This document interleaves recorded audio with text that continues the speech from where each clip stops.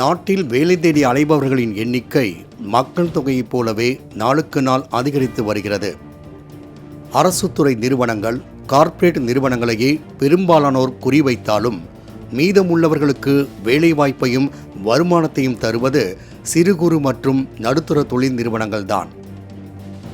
இதனை வெகு சாதாரணமாகவும் பார்த்துவிடக்கூடாது. இந்தியாவின் பொருளாதார உயர்வுக்கு உற்பத்தி மற்றும் ஏற்றுமதி வர்த்தகத்திற்கு பங்களிப்பது, தொழிலாளர்களுக்கான வேலைவாய்ப்புக்கு சிறு குறு நடுத்தர தொழில் நிறுவனங்களும் ஒரு காரணமாகவே உள்ளது. இந்தியாவில் சிறு குறு தொழில் நிறுவனங்களால் தான் இளைஞர்களுக்கு வேலைவாய்ப்பு கிடைக்கின்றன. மேலும் அடுத்த 5 ஆண்டுகளில் சுமார் 4 கோடி பேருக்கு வேலைவாய்ப்பு தேவைப்படும்.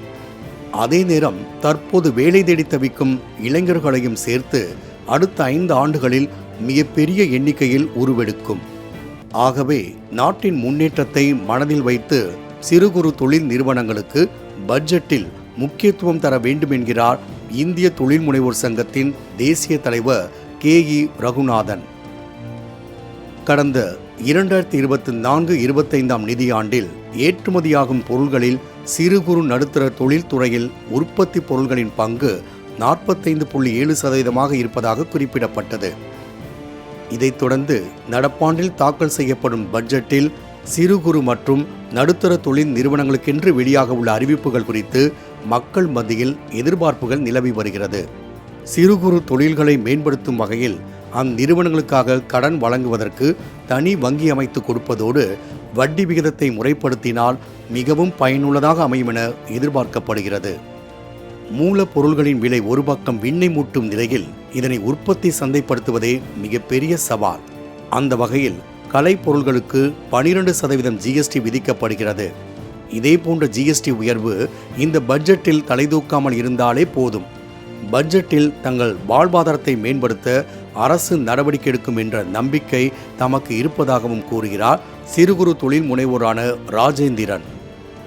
எதிர்பார்க்குற இந்த பட்ஜெட்டில் எங்களுக்கு 12% GST இப்போ இருக்குது.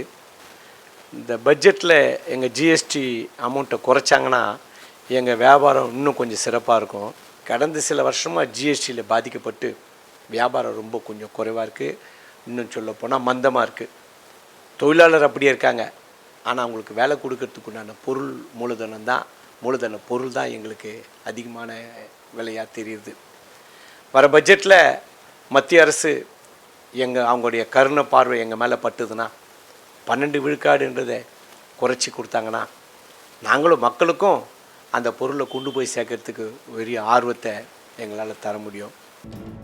பலத்த எதிர்பார்ப்பை ஏற்படுத்தியிருக்கும் பொது பட்ஜெட்டில் மத்திய அரசு கார்ப்பரேட் நிறுவனங்களின் வளர்ச்சி மற்றும் கணக்கில் கொள்ளாமல் சிறு குறு மற்றும் நடுத்தர தொழில் முனைவோர்களையும் கருத்தில் கொண்டு சலுகைகளை வழங்க வேண்டும் என்பதே தொழில் முனைவோர்களின் எண்ணம்.